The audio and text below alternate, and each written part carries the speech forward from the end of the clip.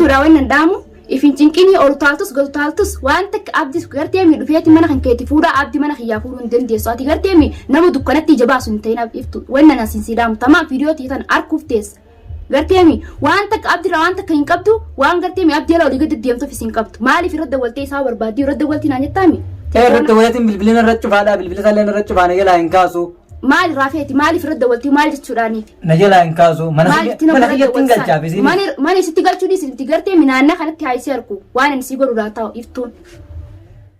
Assalaamu alaikum warahmatullahi wabarakatuh daawwattootaa fi hordoftoota keenya salaamtaan tikitan onnee irraa burqite bakka jirtan marti qilleensa irraan isin geessu jecha arragaa keessummaa ajaa'ibaa birattiin harkama keessummaan san eenyu jechuun keessan yoo lamu hunoo gama harka mirga kiyyaa taa'u jirti urjii tuub jaaniini urjii tuub waan isin hojjechaa jirtus quba qabdanii mee urjii daawwattoota ana salaami.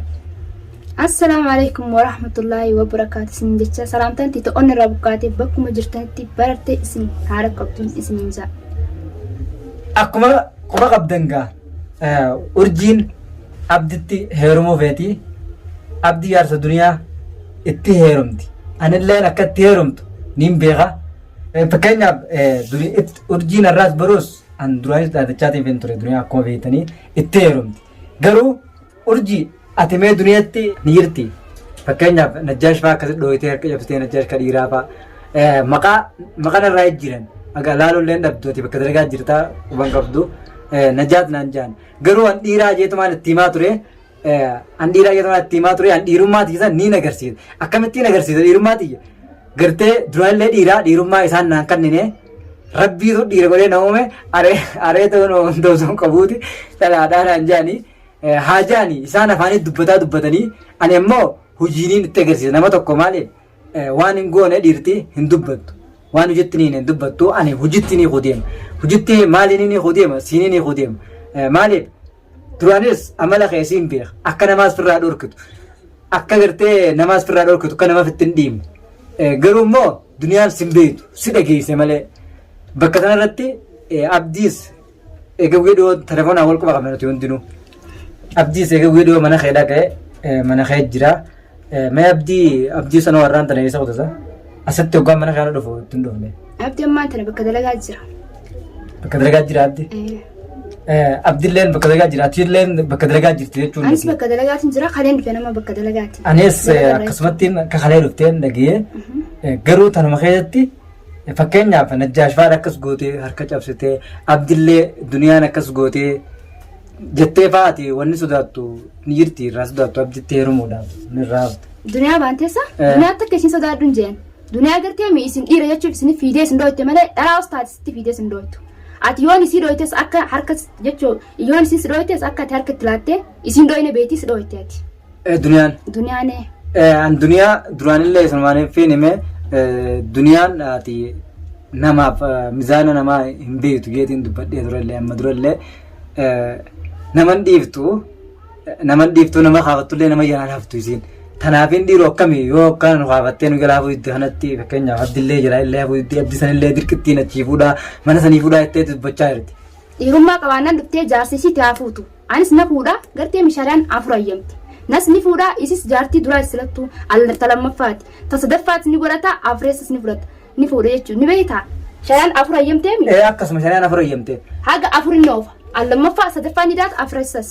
Tanuma keessatti maal takkaan anaa itti fuudha. Amma tanuma keessatti viidiyoollee irraa maleetiin gadhiisee iftuun takkaas abdiyan fuudheetiin mana kiyya kana galchaa iftuun mana kiyya kana galchaa mee duniyaan isiin namaa duniyaanis haa dubba. Iftuu takkaa jira ammaas iftuutu viidiyoollee atilleen hin beektu anilleen dhaqee viidiyoo hojii maree bakka kanatti illee wallollee jaarsa duniyaa kana duniyaan sin dhiiftuti duniyaan ati nu qadiiraa kanaaf akkas gootee jalaa fi jennaaniin achi dhuftee kanatti nallee dhooyte maaliif abdii anniin mana kiyya kanaan fidaa abdii mana kiyya kanattiin galchaa jechaa jirti isilleen dirqiin bakka inni jiru barbaadeetiin galchaa jechaa jirti sunis mee sanirraa hoo maal dubbatati waa'ee sanirraa.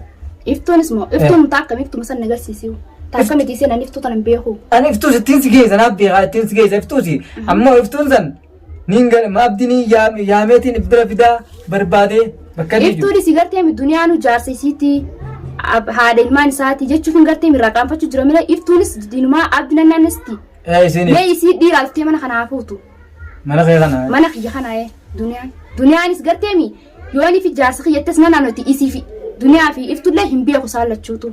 Abdirraa waan isaan qaban hin beeku. Waan takka abdirraan qaban saalachuutu. Ati wal jaalattan dhugaadha akka wal jaalatan asin beekan. Wal jaalanni. Annin beekaa iftuun turis bakka kanaan dhuftee seentee abdii dhufee mana kiyya kanatti haa galuu jetti mee abbaan tokko ati najjaashinaan jette arra booda abdii mana kiyya kanatti hin galcha. Asii mee asii dhuftee viidiyoo takka marte naafisii nan jechaa turte. Abduma sanii yaamaa ati bakka abdii yaamuu san akkamii abdii kun. Eessaa dhuftee yaamte asii dhuftee fuutee. Mana kee kana dirqiin fudhu deemti wayii tolaan fudhu deemti. Isii dhiira haadhiirummaa isii sin laala akka dhuftee fuute sanii. Ni do firraa dorkite jechuusi. Firraan dorka maal lala akka tiyyaatiin. An akka nama firraa dorkitu duraanuu sin beeka ammas hin beeku. Isin nan beeku. Warra sin beeku dhage isin sin beektu. Isii ta'e duniyaa ta'e nama biraa ta'e sin beekan.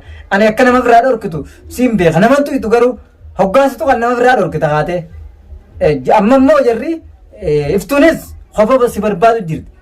Qofa bakka inni jiruun bakka abdii jiru saniin dhaqee barbaadaa. Mana kiyya kanatti ni beektaami. Iftuu san fidimee akka ishiinti mana kana isa gabbaastu na eegaa. Isiitu dhiiraa fi anaa dhiiraa waliif ilaalanaaf isiini. Tokkumaa jiraata CBCs.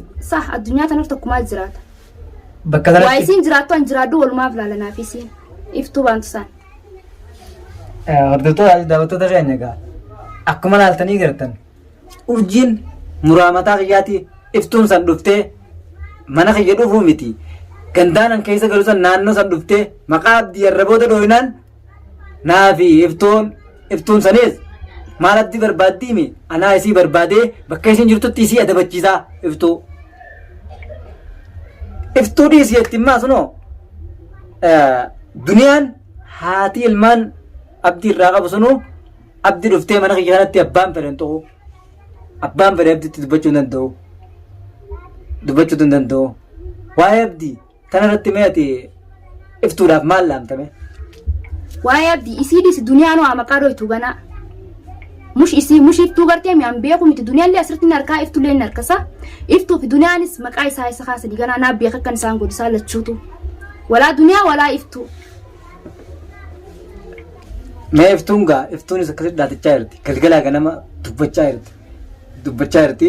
Abdiilleen bilbilallee itti cafaqaa jirti. Abdiilleen bilbila nagalaan fuudhuu jechaa jirti.